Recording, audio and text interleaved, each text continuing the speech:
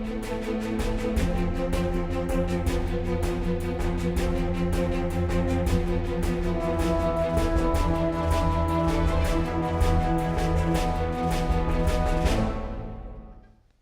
اللہ الرحمن الرحیم. ناظرین السلام علیکم. آپ دیکھ رہے ہیں پروگرام کشمیر ٹوڈے. میں ہوں یاسر رحمان.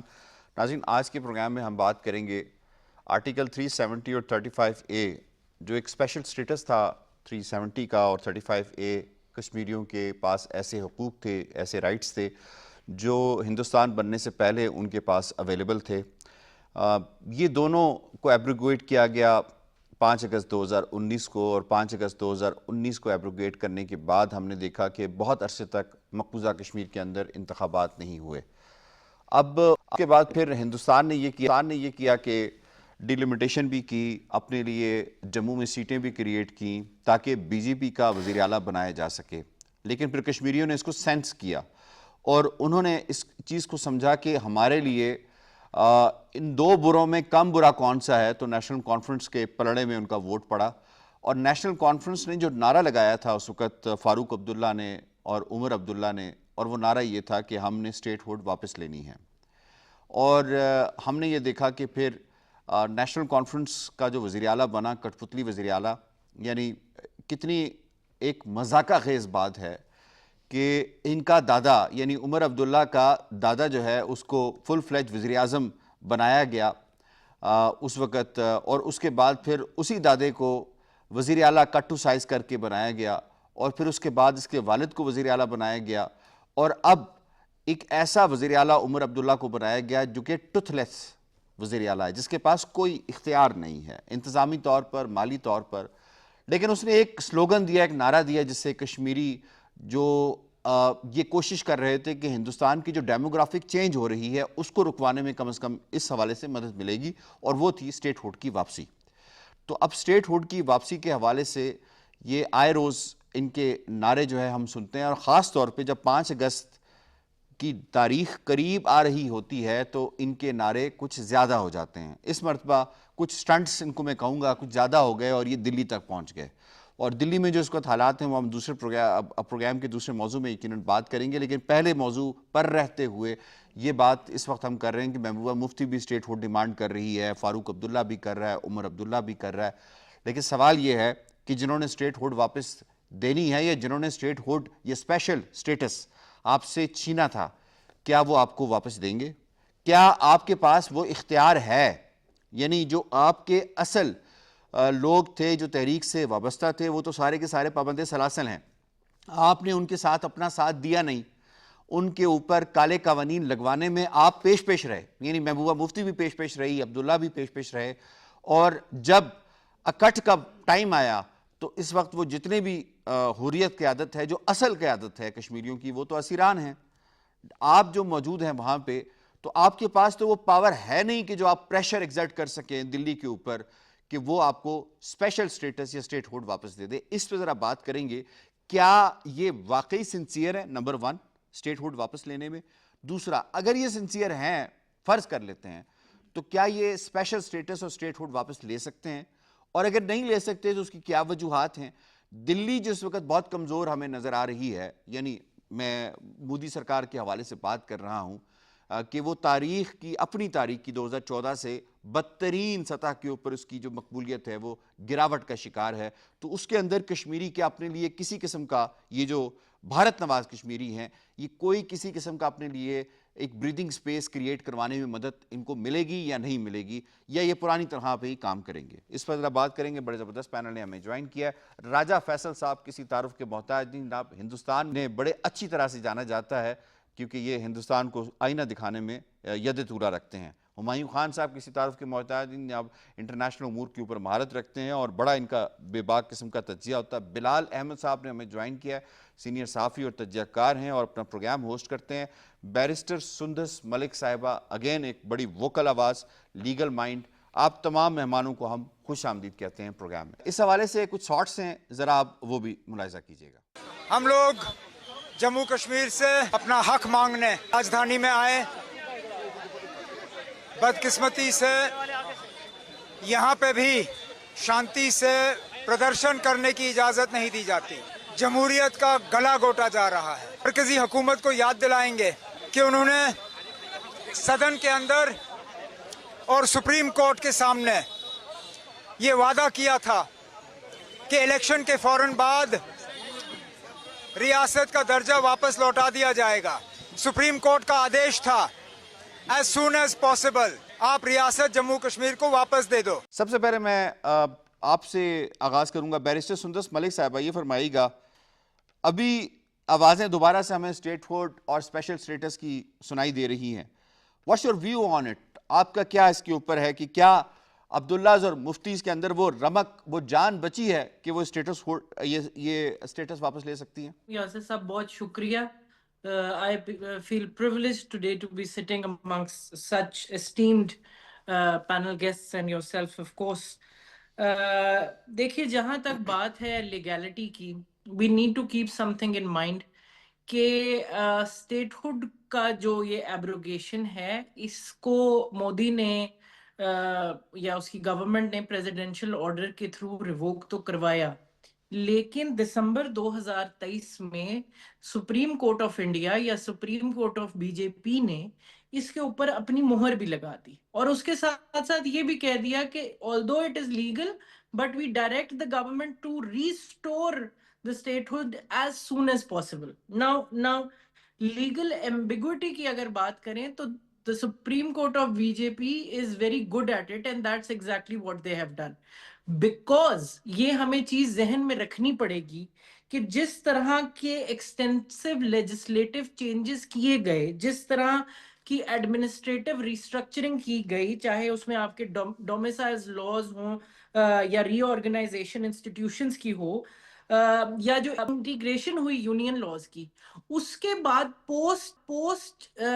پری 2019 کے سٹیٹس پہ کشمیریوں کے لیے جانا ناممکن ایک قسم کا ٹارگٹ ہے which cannot be achieved legally in my opinion.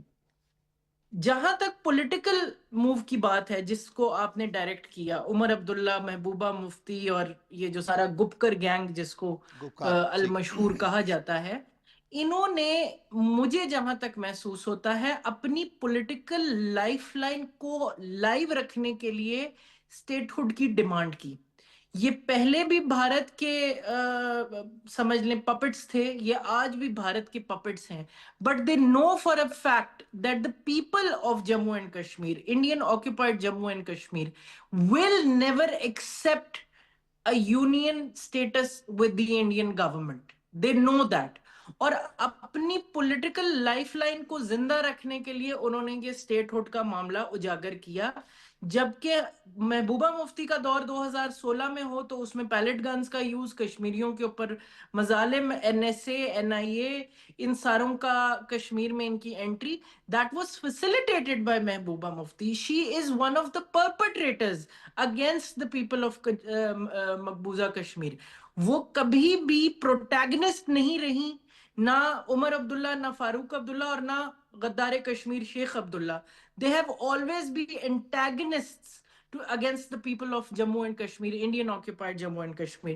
So یہ جو ساری سیاسی باتیں ہیں یا یہ جو سیاسی چیزیں ہیں اپنا وہ کہتے ہیں پولیٹیکل مومنٹم گین کرنے کے لیے، یہ اس حد تک تو ہمیں سمجھ آتا ہے کہ وہ کر رہے ہیں.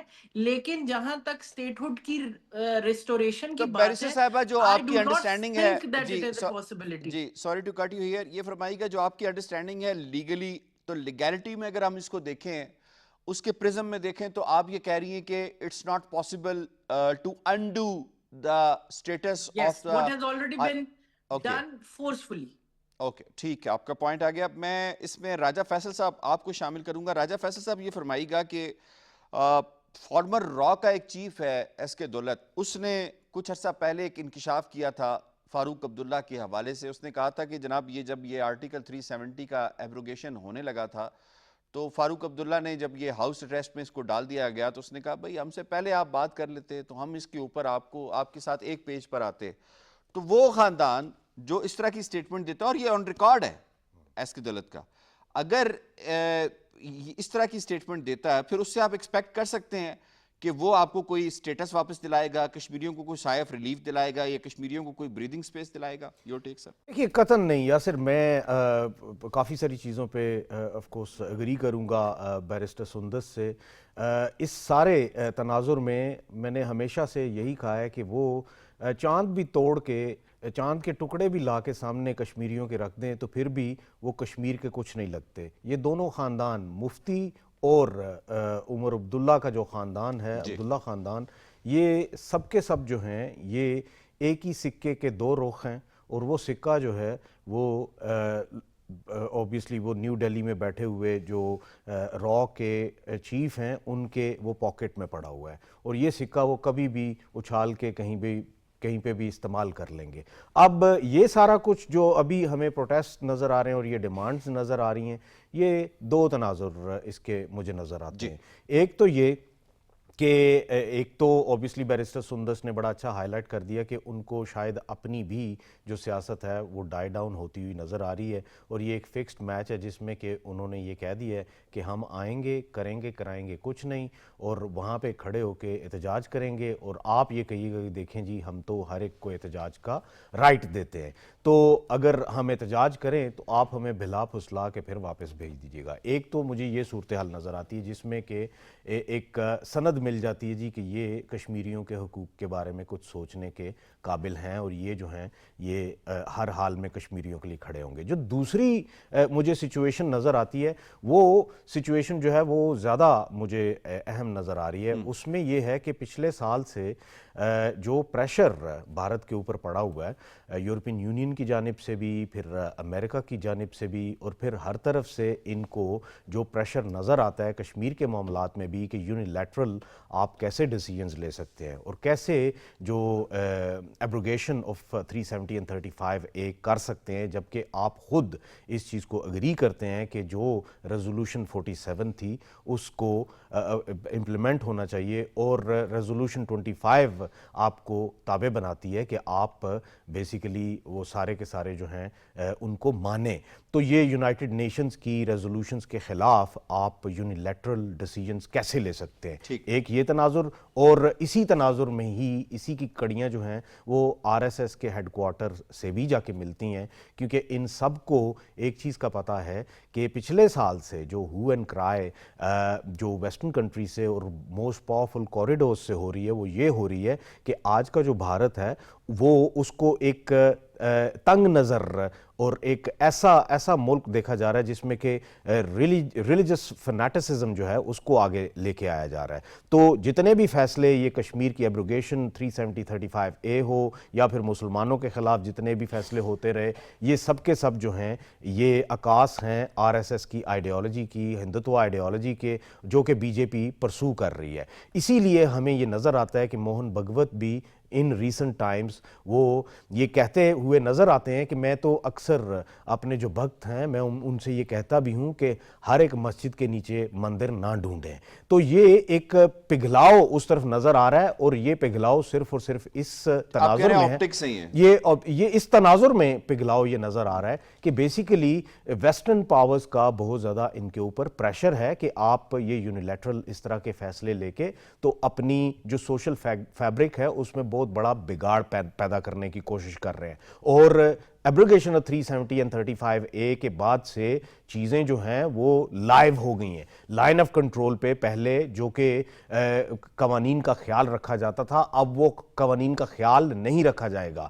پہلے ہوتا یہ تھا کہ سیز فائر کے بعد بڑا سوچ سمجھ کے کسی جنگ کی طرف بڑھا جاتا تھا, لیکن اب پاکستان کو بھی آپ نے مجبور کر دیا کہ پاکستان کی طرف سے بھی آپ کو جنگ کا راگ جو ہے وہ زیادہ الاپتا ہوا نظر آئے گا. تو اس سارے تناظر میں میرے خیال میں they wanted to get back to their old position, کیونکہ ان کو اپنی جو ڈپلومیٹک حیثیت, کھوئی ہوئی ڈپلومیٹک حیثیت ہے وہ بڑی عزیز ہے, یہ واپس لینا چاہتے ہیں ان دی ویسٹرن فرنٹ.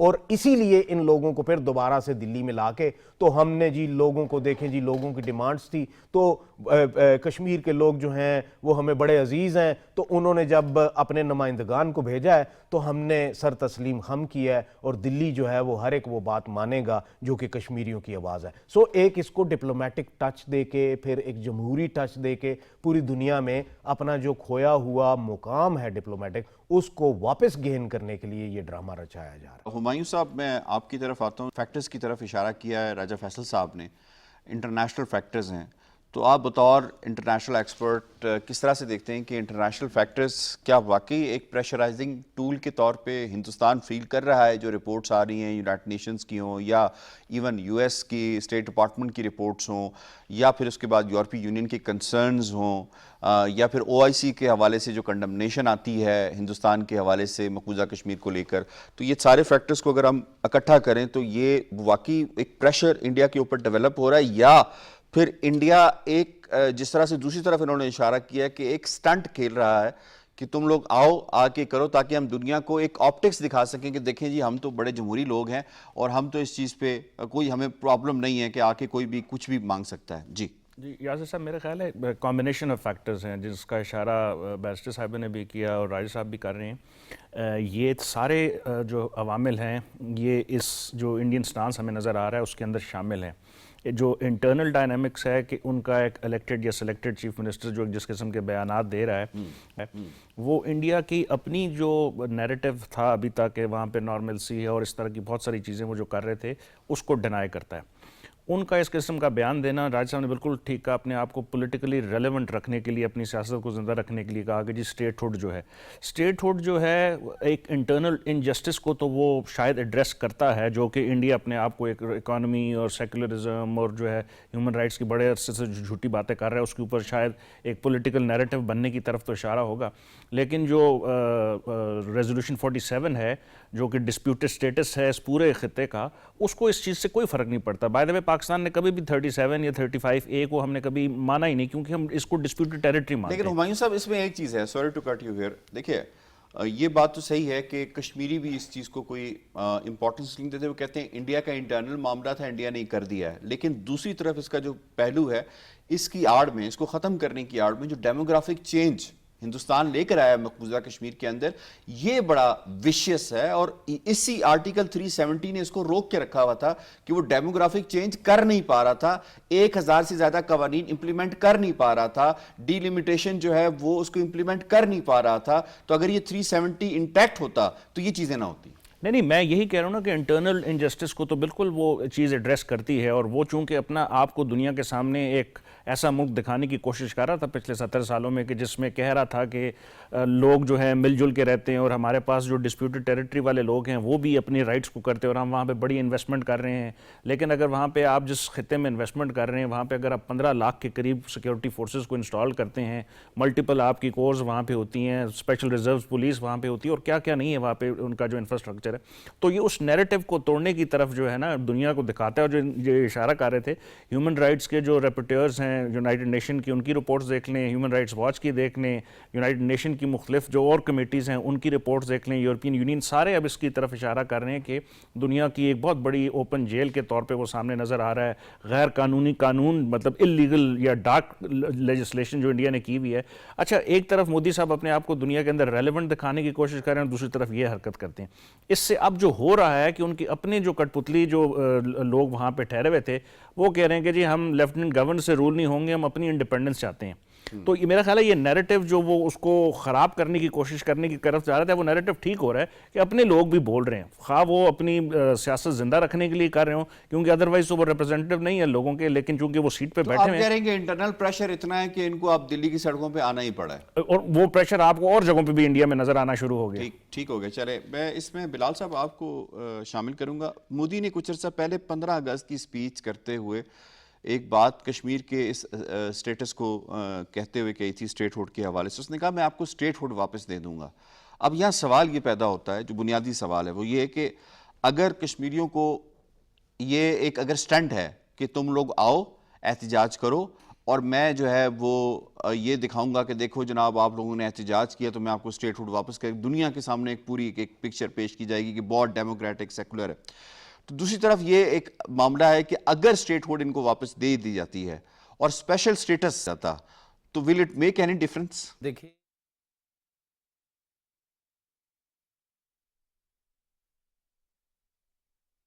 اللہ اکبر اللہ اکبر الله أكبر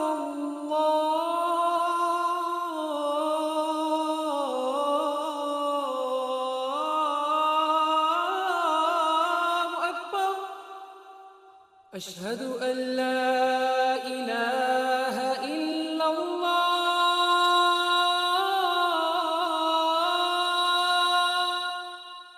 أشهد أن لا إله إلا الله أشهد أن محمد رسول الله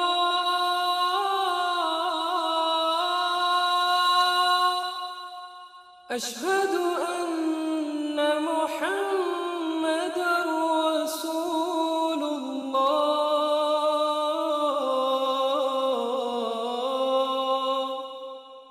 حي على الصلاة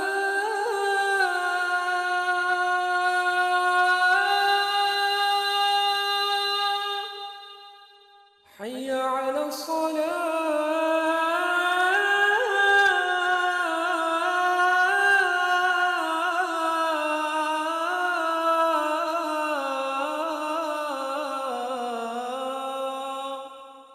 حي على الفلاح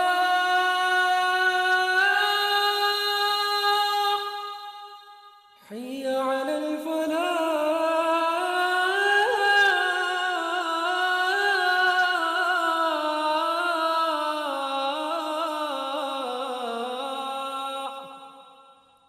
الله أكبر الله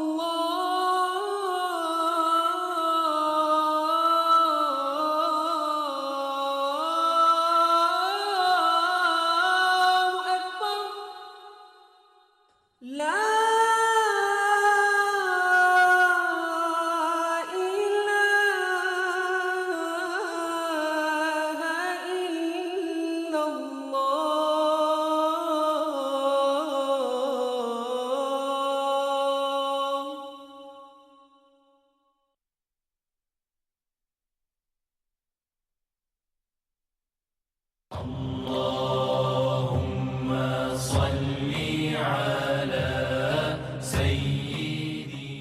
حضرت ابو ہریرہ رضی اللہ تعالیٰ عنہ سے روایت ہے کہ رسول اللہ صلی اللہ علیہ وسلم نے کھانے کو کبھی عیب نہیں لگایا، یعنی برا نہیں کہا۔ اگر خواہش ہوئی تو کھا لیا، ورنہ چھوڑ دیا۔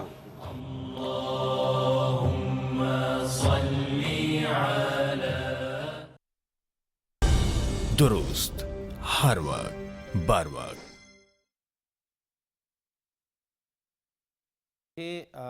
اس وقت ٹھیک ہے، دو چیزیں مختلف ہیں نا جی ہاں ایسا ہی ہے۔ جس وقت اسٹیٹ ہوڈ کی بات سامنے آئی اور اس کشمیری قیادت کی طرف سے سامنے آ رہی ہے جو ساری زندگی بھارت کی ہر حکومت کے نمائندے کے طور پر مقبوضہ ریاست کے اندر برسر اقتدار رہے، خصوصی حیثیت ختم ہونے کے بعد جو ان لوگوں نے دیکھا کہ ہم تو غیر متعلق ہو چکے ہیں اپنی عوام میں اور لوگوں کے سامنے، ہم لوگوں میں جانے کے قابل نہیں بچے ہیں، ہمارے پاس اختیارات نہیں بچے ہیں۔ اب کہیں نہ کہیں یہ بات ضرور ڈسکس ہوئی کہ تھوڑا سا ان لوگوں کو دوبارہ سے عوام کے ساتھ جوڑنے کے لیے کوئی ایسی ایکٹیویٹی پلان کی جائے کہ یہ لوگوں کے ساتھ بھی یہ ریلیونٹ بھی رہیں اور ہمارا معاملہ بھی کسی نہ کسی حد تک جو ہے وہ وہاں پہ سیٹل ہو جائے۔ اب اسٹیٹ ہوڈ آ جاتا ہے اور جو سٹیٹس ہے وہ نہیں آتا، اور اگر سٹیٹس بھی آ جاتا ہے، یہ ساری چیزیں اپنی جگہ پہ میں اس کو اس تناظر میں دیکھتا ہوں، چلیں یہ ساری چیزیں اپنی جگہ پہ ٹھیک ہوں گی، لیکن جو مظالم ان سائیڈ ہو رہے ہیں وہ کہاں پہ، وہ کیا ان میں کمی کیسے آئے گی، لوگوں کو ریلیف کیسے ملے گا، جو خرابیاں 2019 کے بعد آج تک ہو گئی ہیں وہ کیسے کم ہوں گی، وہ باتیں تو اپنی جگہ پہ ہیں۔ یہ چلیں حیثیت کی بحالی اچھی بات ہے، ہو جاتی ہے یا نہیں ہوتی، وہ بات کی باتیں ہیں۔ جو مظالم 70 برس سے ہوئے، جو خاندان مظالم کا شکار ہوئے، خواتین شکار ہوئیں، بچے ان دنوں میں جبری جو گمشدگیاں وہ پھر شروع ہو گئی ہیں، اور پھر خصوصاً ینگسٹرز کو ٹارگٹ کیا جا رہا ہے، یہ ساری چیزیں بھی تو پوری دنیا نے دیکھنی ہے نا۔ پورا ایک عرصہ ہو گیا ہے، ہم نے دیکھا، ہاں وادی میں دیکھیں، جموں میں دیکھیں، لداخ میں دیکھیں، وہ آوازیں جو ایک زمانے میں ہندوستانی مظالم کے خلاف اٹھا کرتی تھی، ایک ایک کر کے خاموش کرانے کی کوشش کی گئی۔ جب انہوں نے دیکھا کہ ہم اب خصوصی حیثیت کو ختم کرتے ہیں، تو اس کے بعد بھی انہوں نے دیکھا کہ وہ نتائج نہیں آئے. لوگ اب چونکہ وہاں پہ اس طرح سے بول نہیں رہے، لیکن خاموش احتجاج بھی بہت خطرناک ہے. اس کا مطلب کیا ہوا کہ جو اقدامات بھارتی حکومت نے پوری پلاننگ کے ساتھ وہاں پہ انیشیٹ کیے، ان کو لوگوں نے ماننے سے نہ صرف انکار کیا، بلکہ مودی حکومت کے خلاف جو غم و غصہ پوری ریاست مقبوضہ کشمیر کے اندر پایا جاتا ہے، اس میں آئے روز اضافہ ہو رہا ہے. تو میں جہاں تک اسٹیٹ ہوڈ کی بات ہے، یہ ایک نئی چال ہے. اب دیکھیے آئندہ آنے والے دنوں میں یہ چال بھی کھل کر سامنے آ جائے گی. دلی کی سڑکوں پہ کون جائے گا؟ وہی ان کے نمائندے جائیں گے. ان کو ریلیف دینے کی کوشش کی جائے گی، دوبارہ سے ریلیونٹ بنانے کی کوشش کی جائے گی. میں اس میں سے یہ کھیل دیکھ رہا ہوں. اس میں جو میرا بنیادی سوال تھا وہ یہ تھا کہ اگر ان کو اسٹیٹ ہوڈ واپس مل جاتی ہے اور سٹیٹس یعنی اسپیشل سٹیٹس وہ نہیں واپس لوٹایا جاتا، تو اس کا کشمیریوں کو کسی طور پہ بھی کوئی فائدہ نہیں ہوگا. ایسا ہی ہے؟ ایسا ہی ہے، میں بالکل ایگری کرتا ہوں آپ کے ساتھ. بالکل ٹھیک ہو گیا. اب ہم ذرا بات کر لیتے ہیں انٹرنیشنلی مقبوضہ کشمیر کے حوالے جو آوازیں اٹھ رہی ہیں، بڑی اہم آوازیں ہیں. ایک تو آواز ہے لارڈ قربان کے حوالے سے. لارڈ قربان نے یو کے کی پارلیمنٹ کے اندر کھڑے ہو کر جو بات کہی ہے، بڑی امپورٹنٹ بات ہے. انہوں نے کہا کہ ہندوستان اس وقت مقبوضہ کشمیر کے اندر جینوسائیڈ کر رہا ہے اور اس جینوسائیڈ کو دنیا کو روکنے کی ضرورت ہے. میرا خیال ہے اس پہ لارڈ قربان کو ہمیں بہت ہی خراج تحسین پیش کرنا چاہیے کہ ایسے وقت کے اندر جب کچھ آوازیں آزاد کشمیر کو لے کر وہ اس طرح کا ایک پروپیگنڈا کر رہی ہیں، وہاں پہ ریئل آواز ہمیں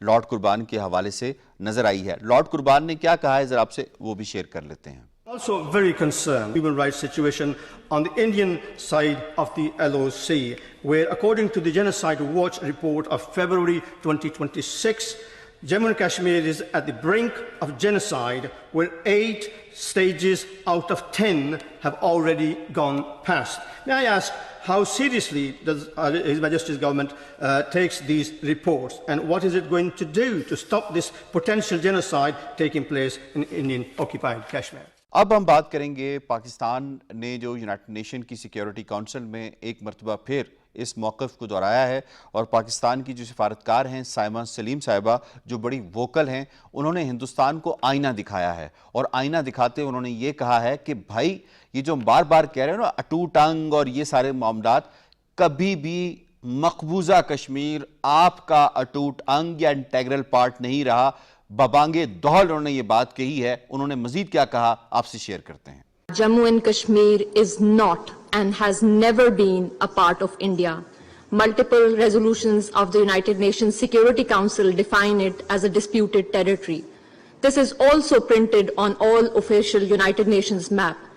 Security Council Resolution 47 clarifies that the question of the accession of Jammu and Kashmir to India or Pakistan should be decided through the democratic method of a free and impartial plebiscite. India accepted this decision and is bound to comply with it in accordance with the Article 25 of the United Nations Charter. India continues to defy and flout international law by illegally occupying the state of Jammu and Kashmir and continues to trample on the rights of people of the disputed state of Jammu and Kashmir.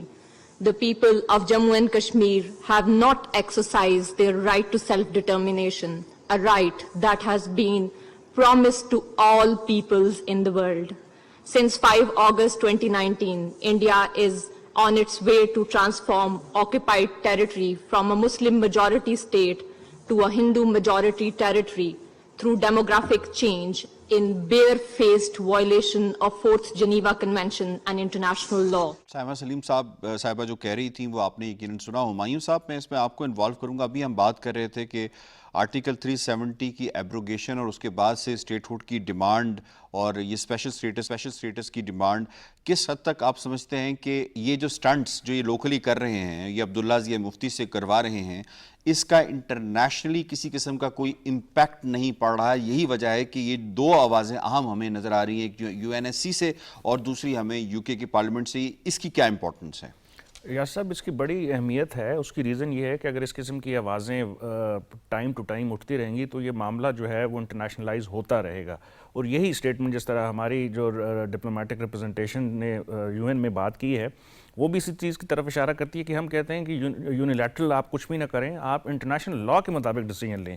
اور یہ disputed territory ہے, اس میں اگر state hood واپس بھی مل جاتا ہے, ابھی جیسا بیرسٹر سندر صاحب نے آپ کو 2023 میں جو ان کی انڈین سپریم کورٹ نے کہا تھا کہ آپ نے اسٹیٹس تو یہ لے لیا, اب اس کو جلد سے جلد واپس لایا جائے, اس کو 2.5 سال ہو گئے. اب یہ اس کو نیو نارمل بنانے کی کوشش کر رہے ہیں کہ اپنے انٹرنل جو پپٹ وہاں کے وہ لوگ ہیں ان سے ہلکی سی بات کروا لیتے ہیں, لیکن اس چیز کو ریگولرائز کر کے یا نارملائز کرنے کی کوشش کر رہے ہیں, جو کہ انٹرنیشنلی نہیں ہو رہی. ہم نے کچھ عرصہ پہلے جو ہے وہ US جو کانگریس مین ہے الہان عمر, ان کی ایک سٹیٹمنٹ تھی وہ سنی. اگر آپ کو یاد ہو 2023 میں باراک اوباما نے CNN کو انٹرویو دیتے وقت بھی یہی کہا تھا کہ جو پریزیڈنٹ ہیں اگر وہ مل رہے ہیں پرائم منسٹر نریندر مودی سے تو ان کو کہیں کہ اگر آپ مسلم مائنورٹی کو ہندو میجورٹی انڈیا کے اندر اسی طرح کرتے رہیں گے تو انڈیا کوڈ پل اپارٹ. تو میرا خیال ہے اب آہستہ آہستہ یہ آوازیں انٹرنیشنلائز ہونا شروع ہو گئی اور بڑے لیول پہ یہ لوگ باتیں کر رہے ہیں. تو اگر یہ چیز کنٹینیو رہتی ہے اور پاکستان اپنا ڈپلومیٹک مشن جاری رکھتا ہے تو میرا خیال ہے اس کی ریلیونسی جو ہے وہ واپس آنا شروع ہوگی. اور اب ہمیں نظر بھی آ رہی ہے کہ برٹش پارلیمنٹیرینز اس کے اوپر بات کر رہے ہیں, امریکنز پارلیمنٹیرینز کر رہے ہیں. تو میرا خیال ہے جس چیز کو وہ بیک برنر پہ ڈال رہے تھے وہ اپنی غلط پالیسیز کی وجہ سے فرنٹ برنر پہ آ چکی ہے. ٹھیک ہے راجہ صاحب, ویری کوئکلی یہ بتائیے گا, ابھی جس طرح سے جو فیکٹس سامنے رکھے ہیں سائمہ سلیم صاحبہ نے, یہ کتنے آفاقی فیکٹس ہیں جس میں انہوں نے ریزولوشن 47 کا ذکر کیا ہے, اس کے ساتھ پھر انہوں نے یہ بھی کہا ہے کہ بھائی یہ تو آپ نے انٹرنل جو بھی ارینجمنٹ کیے UN میپ پہ تو ابھی بھی اس کا سٹیٹس وہی ہے جو کہ تھا, ریزولوشنز ابھی بھی انٹیکٹ ہیں اور باقی جو چیزیں ہیں. کتنی امپورٹنٹ ان کی سٹیٹمنٹ ہے اور اس وقت خاص طور پہ اس موقع کے اوپر کہ جب 5 اگست قریب آ رہا ہے.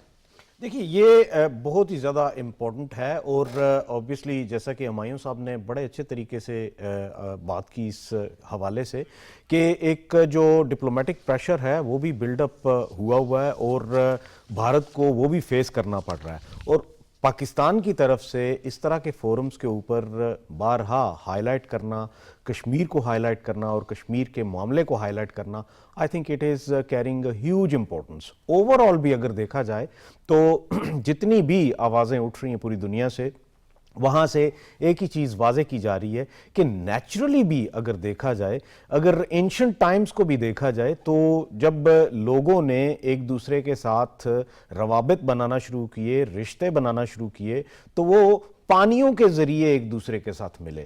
اور ان کا یہ کہنا ہے کہ یہ جو پانی ہے یہ خون کے رشتوں میں بدلتا ہے.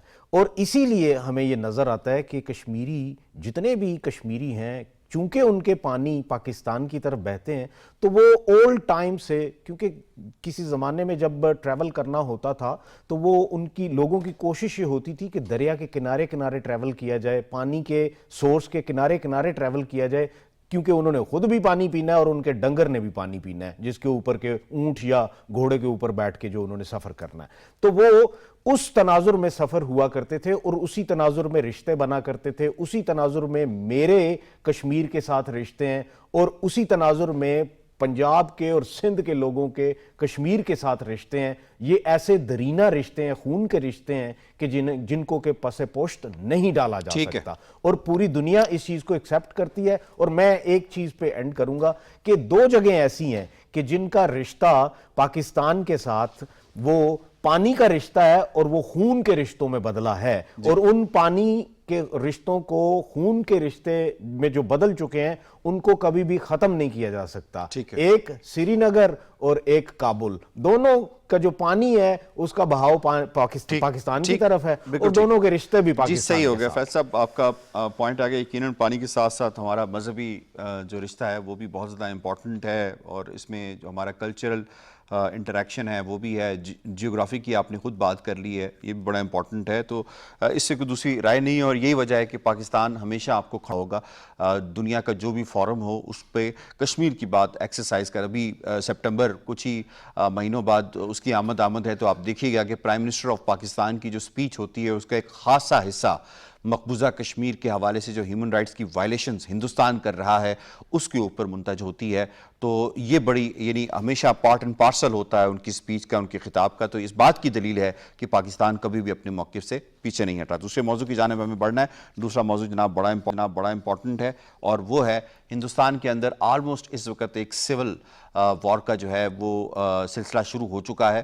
ہر طرف مودی سے ریزائن کا مطالبہ کیا جا رہا ہے. انیشیلی ایجوکیشن منسٹر کی ریزائن کے حوالے سے اسٹوڈنٹس نے تقاضا کیا جب پیپر لیک ہوا, لیکن جیسے جیسے ہم نے دیکھا کہ ان کے اندر اتنا غرور, اتنا تکبر, اور انہوں نے جس طرح سے کریش کرنے کی کوشش کی ہندوستان کے اس مستقبل کو, جین زی کو, تو اس کے بعد پھر ہم نے دیکھا کہ ہندوستان میں دلی سے لے کر اور پھر ساؤتھ آف انڈیا تک کی سڑکیں اس وقت ابل پڑی ہیں اس یوتھ سے, اور وہ یوتھ اپنی جانوں کا نذرانہ پیش کر رہی ہے اور وہ کہہ رہی ہے کہ ہمیں مار دو لیکن ہم نریندر مودی کے استعفے سے کم کسی چیز کے اوپر کمپرومائز نہیں کریں گے. اس کے ساتھ ساتھ ہندوستان اس کو بروٹلی بہت ہی فاشسٹ طریقے کے ساتھ جو ہے وہ طاقت کا استعمال کر رہا ہے اپنے انہی ناگرکوں کے اوپر, اپنے انہی نیشنلٹی ہولڈرز ہیں, انڈینز ہیں, ان کے اوپر, کہ جیسے یہ لوگ کسی دوسرے ملک سے آئے ہوتے ہیں. پہلے ذرا دیکھتے ہیں کہ جو ان کی رجیم ہے, ایڈمنسٹریشن ہے, اس کا جو رویہ ہے ان لوگوں کے ساتھ وہ کیا ہے, ذرا دکھائیے جی.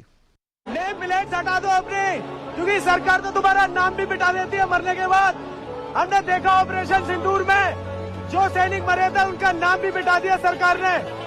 تم بھی وہی ہو, تم نے اپنا نیم پلیٹ ہٹائی, سرکار نے تمہارا نام ہی مٹا دیا. And we are the one who praise you, who respect you, and you beat us only. We are the one only who praise you, we are the one only who respect you, we are the one only who support you always. But government, you support the government even hide your name. 1 سال بعد ہمیں پتا چلا کہ ہمارے سینک بھی مرے تھے, آپ لوگ مرے تھے. آپ نے یہ دیکھا, اس کے حوالے سے اس وقت جو ہے وہ بامبے جو ہے اس کی سڑکیں ساری کی ساری فلڈ ہو چکی ہیں. بیرسٹر صاحبہ, میں اس میں آپ کو شامل کروں گا. یہ فرمائیے گا, جس وقت ہندوستان کے مناظر ہم دیکھ رہے ہیں, ایک طرف اسٹوڈنٹس ہیں وہ باہر نکل چکے ہیں, دوسری طرف کسان باہر آ گئے ہیں, تیسری طرف جو ہے ہم نے اور معاملات دیکھے ہیں, وہ بھی سوشل سوسائٹی سے لوگ تعلق رکھتے ہیں, وہ بھی باہر آ گئے ہیں. تو اب ایسے لگتا ہے کہ جی کا جانا ٹھہر گیا ہے, صبح گیا یا شام گیا. What do you think? جی یاسر صاحب, سب سے پہلے تو ہندوستان کی جنتا کو میں مبارکباد دینا چاہتی ہوں کہ فائنلی ان کو مودی نے کاکروچ بنا ہی دیا.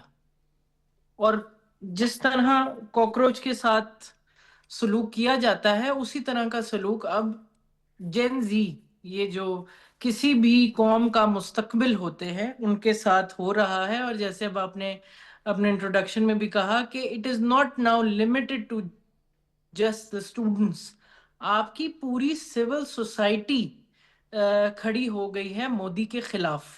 اور ان کی شکریہ مودی صاحب کا کہ اب وہ ہندوستان کی فوج کے خلاف بھی کھڑی ہو گئی ہے, کیونکہ ان کو نظر آ رہا ہے کہ جس طرح مئی 2025 کے مارکہ حق پر ان سے جھوٹ بولا گیا, کشمیر کی نارملسی پہ جھوٹ بولا گیا, ہندوستان کی اکنامکس پوزیشن کے اوپر دا 5th لارجسٹ اکانومی کا جو جھوٹ بولا گیا, ان امپلائمنٹ کے اوپر جو جھوٹ بولا گیا, اسٹیبلٹی کے اوپر جو جھوٹ بولا گیا, اسی طرح ان کے مستقبل کے بارے میں بھی ان سے جھوٹ بولا گیا. اب امید صرف یہ ہے کہ یہ جو 2 ملین سٹوڈنٹس ہیں جن کا نقصان ہوا ہے نیٹ کی کینسلیشن اور پیپر کے لیکس کے بعد, یہی تمام سٹوڈنٹس یہ بات سمجھیں گے کہ جس طرح نیٹ کے اوپر جھوٹ بولے جا رہے ہیں, جس طرح دھرمیندر پردھان کی ریزگنیشن کی ڈیمانڈ ہو رہی ہے, مودی کی ریزگنیشن کی ڈیمانڈ ہو رہی ہے, اس کے ساتھ ساتھ امت شاہ کی ریزگنیشن, اس کے امبانی کے ساتھ جو مودی کی گورنمنٹ کے تعلقات ہیں, اڈانیز کے ساتھ جو مودی کے گورنمنٹ کے تعلقات ہیں, جموں مقبوضہ کشمیر کے جو گورنر ہیں راجناتھ سنگھ صاحب, ان کی ریزگنیشن کے ڈیمانڈز, یہ سب کچھ راجناتھ سنگھ تو خیر ان کا ڈیفنس منسٹر ہے جی. سوری ڈیفنس منسٹر جو ہیں ان کی resignation, they all need to come down from their pedestals, and Indians need to understand that BJP اور کانگریس اور سماجوادی پارٹی اور عام آدمی party, any of the political leadership who may sit in the later times, whether اب یہ ایک سوال ہے کہ وہ صرف پنجاب میں گورنمنٹ بنے گی یا مہاراشٹر میں بنے گی یا یو پی ہریانہ اور بہار میں بنے گی, کیونکہ مجھے ہندوستان کے ٹکڑے ہوتے ہوئے نظر آ رہے ہیں. And it is a self-inflicted injury. It is a self-inflicted disease, and the name of the disease is Modi. That is the آپ نے بیماری کا ذکر کر دیا. چلیں میں ذرا اس بیماری کو ڈاکٹر کے پاس بھی لے کے چلتا ہوں. ٹھیک ہے, آپ کا پوائنٹ آ گیا. میں رائے صاحب آپ کو اس میں انوالو کروں گا. رات کو 1-1:30 بجے کے قریب ہندوستانی ٹائم کے مطابق Indian prime minister Narendra Modi mobile کیمرے کو سامنے رکھ کے, اور وہ ایک ویلاگ سٹائل میں جو کیونکہ کبھی انہوں نے فیس نہیں کیا, ان کو عادت نہیں ہے, لیکن ابھی ان کو فیس کرنا پڑ گیا ہے. جس چہرے کے اوپر ان کی سختی تھی, کرختگی تھی, ظلم ہوا کرتا تھا, ابھی وہ ان کی چہرے کے اوپر وہ ایک آرٹیفیشل معصومیت لے کے آنے کی کوشش کر رہے ہیں. اور انہوں نے اپنے ان جملوں سے بڑا ہی کوشش کی کہ وستار کے ساتھ, جسے کہتے ہیں, اسٹوڈنٹس کو سیٹسفائی کیا جائے. کیا مودی کے اس طرح کے سٹنٹس جو انہوں نے رات کو بھی کیا, اب ان سٹوڈنٹس کو, ان مارجنائزڈ طبقے کو جو اس وقت ہندوستان کی سوسائٹی کے اندر بالکل کارنر ہو چکے ہیں, ان کو سیٹسفائی کر پائے گا کہ وہ اس کے استعفے سے کم کسی چیز کے اوپر سیٹسفائی ہو سکیں؟ دیکھیے, جتنی مرضی ویڈیوز آ جائیں نریندر کی طرف سے, جینزی کی طرف سے جو نعرہ لگ چکا ہے, میرے خیال میں وہی نعرہ لگے گا, اور اسی نعرے کی تکمیل وہ چاہتے ہیں, جس میں کہ وہ یہ کہتے ہیں کہ 56 انچ کا چھوٹا بندر, گو نریندر. تو میرے خیال میں ان کی طرف سے ورڈکٹ تو آ چکی ہے. اوورآل جو سچویشن ہے, آئی تھنک یہ ان سارے پروٹیسٹرز کا ادھر آنا, پھر فارمرز کا پروٹیسٹ بھی ادھر آنا, اور آج کی فوٹیجز جو آ رہی ہیں وہ پورے کے پورے پنجاب سے جن لوگوں نے ستلج دیکھ لی ہے وہ بھی وہاں سے نکل کے تو وہ بھی ان کو آ کے جوائن کر رہے ہیں, اور ان کے ہاتھ میں بھی کاکروچ کے مجھے جھنڈے نظر آئے ہیں, اور بسوں کی بسیں بھری ہوئی وہاں سے. عام آدمی پارٹی کیونکہ وہاں پہ رول کر رہی ہے, تو میرے خیال میں it is going to be very big. میں نے 2 دن پہلے بھی یہ کہا تھا کہ over the weekend we might see کہ جتنے بھی دوسرے بڑے شہر ہیں وہاں پہ ان کے ساتھ یکجہتی کے لیے بھی بہت سے ایسے پروٹیسٹ ہر طرف ہوں گے, جس میں کہ یہ جو نعرہ ہے یہ آگے بڑھتا ہوا مجھے نظر آتا ہے. اب کسی حد تک جو سوشل فیبرک کی بات کی جا رہی ہے, وہی بالی ووڈ والے, وہی جو ہمیں ان کے تھنکرز نظر آتے ہیں, وہی ان کے کرکٹرز نظر آتے ہیں جو کہ کبھی بھی ہمت نہیں کرتے تھے مودی جی کے خلاف بات کرنے میں. آج تو روڈز پہ ہیں, اور اس کی بڑی وجہ شاید یہ تھی کہ آر ایس ایس جو ہے وہ ان کو ہلکی سی کال کر دیتی تھی کہ اگر کچھ اس طرح کی بات کی تو ہم تمہیں چھوڑیں گے نہیں. اور پہلے بھی ہم نے دیکھا کہ پہلے بھی اگر کوئی آواز اٹھاتا تھا مودی جی کے خلاف, ہلکی سی کوئی آواز اٹھاتا تھا کہ شاید چیزیں ٹھیک نہیں چل رہی, تو اگلے ہی دن اس کی بلڈنگ جو ہے وہ کسی کی پوری بلڈنگ ڈھا دیتے تھے, یا کسی کی آدھی بلڈنگ ڈھا دیتے تھے کہ یہ انلیگل جگہ پہ بنی ہوئی تھی, جاؤ جا کے کیس لڑو. تو یہ اس سارے تناظر میں لوگوں کو سکویز کرتے رہے. لیکن اب مجھے یہ لگ رہا ہے کہ سچویشن جو ہے وہ انٹائرلی ڈفرنٹ ہے. اب ود ان بی جے پی بھی ایک جو سینٹیمنٹ ہے, خصوصاً آفٹر مئی 2025 وار, جس کے بعد کہ جو ساری سچویشن تھی وہ کنٹرول نہیں ہو سکی مودی جی سے. اور پھر ساتھ میں یہ ہے کہ مودی کو ایک استعارہ استعمال کیا جاتا ہے پوری دنیا میں جاہل ہونے کا. پوری دنیا میں مودی جی کے جو کلپس ہیں ان کو لافٹر کے طور پہ ان کی تقریروں کے کلپس چھوٹے چھوٹے کاٹ کے استعمال ہوتے ہیں. تو جو نیشن ہے, انڈیا ایز اے نیشن, وہ میرا خیال ہے اس نے یہ ڈیسائیڈ کر لیا ہے کہ انف از انف. ہم ایک پڑھی لکھی قوم ہے, ہمارے ہاں ہمارا آئی ٹی کے ساتھ نام آنے کی بجائے ہمارا نام جو ہے وہ نریندر مودی کی وجہ سے نام جو ہے وہ ڈوب رہا ہے. تو اس سارے تناظر میں میرے خیال میں مودی کے جانے کا وقت آ چکا ہے. لاسٹ ایئر بھی ہم نے یہ دیکھا کہ موہن بھگوت نے ہی یہ کہا تھا, آر ایس ایس کے جو کہ لیڈر ہیں, انہوں نے یہ کہا تھا کہ مودی جی آپ 75 سال کے ہو گئے, اب آپ کے جانے کا ٹائم ہے, آپ جائیں کسی فریش کو لے کے آئیں. تو یہ 75 سال کے تو لاسٹ ایئر ہو گئے تھے. تو اب میرے خیال میں بی جے پی کی جو انٹرنل لیڈرشپ ہے, اور ایک انتہائی امپورٹنٹ پوائنٹ اس پہ ہمایوں جو ہیں وہ میرے ساتھ اگری کریں گے کہ जो जयशंकर जी हैं उनका जो साहबजादा है वो न्यूयॉर्क में एक इंडियन फंडेड और इन्हीं अंबानीज और अडानीज का फंडेड का जो थिंक टैंक है उसको वो वहां पे हेड करते हैं और वो पिछले साल से अपने वालिद मोहतरम के लिए बड़ी वहां पे लॉबिंग कर रहे हैं। मुझे ये लग रहा है कि एक सॉफ्टवेयर इमेज के तौर पे हो सकता है आने वाले दिनों में जयशंकर जी जो हैं जिनके बारे में कि उनके साहबजादे ने लॉबिंग की है वो हमें कोई प्रधानमंत्री बनते हुए नजर आए। ठीक हो गया। लेकिन इसमें एक चीज़ और भी तो है ना, आपने इसमें मेंशन किया, तो जो भी यूथ अभी फ्रस्ट्रेशन का शिकार है वो ये भी तो देख रही है ना कि जो इंडियन एक्सटर्नल मिनिस्टर है उसका बेटा भी प्रिविलेज पोजीशन के ऊपर है क्योंकि उसका बेटा है, फिर अमित शाह का बेटा जय शाह भी प्रिविलेज पोजीशन पे है क्योंकि वो उसका बेटा है। इस तरह ही बीजेपी के जितने भी बेटों वाले हैं उन सब की इस वक्त आप देखें और एक सबसे अहम सवाल जो कि उठाया जाता है जेनजी की तरफ से वो अंबानीज और अडानीज की तरफ उठाया जाता है जिन्होंने के रशियन ऑयल की इलिसिट ट्रेड से बिलियंस ऑफ डॉलर्स बनाए। कहा जाता है कि 100 बिलियन डॉलर से ऊपर चले गए हैं, लेकिन जेनजी ये कहते हैं कि अगर 100 बिलियन डॉलर से ऊपर चले गए हो तो इन बिलियंस ऑफ डॉलर से तुमने नौकरियां कितनी बनाई हैं, इकोनॉमी कितना फायदा दिया।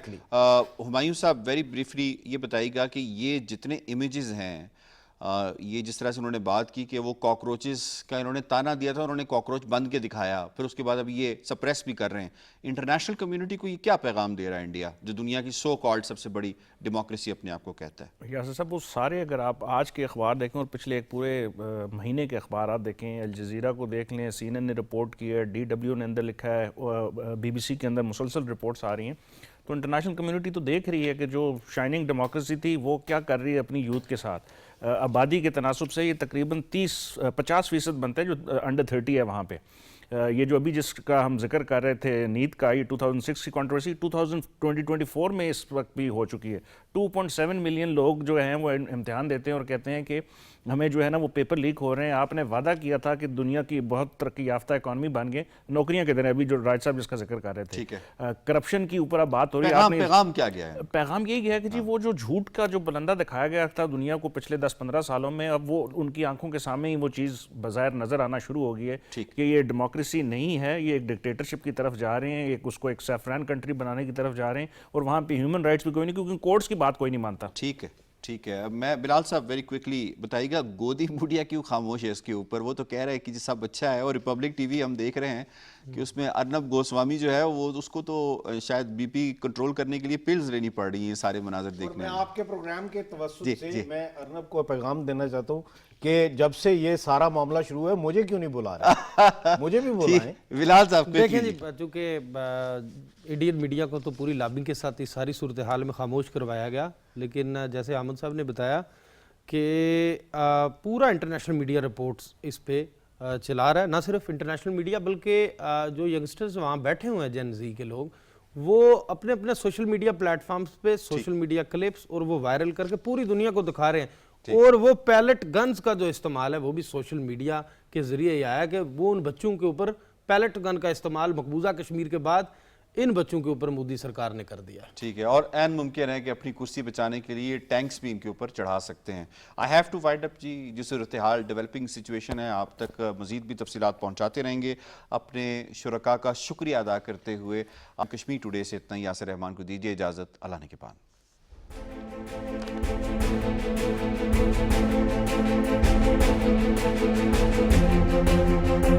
Thank you.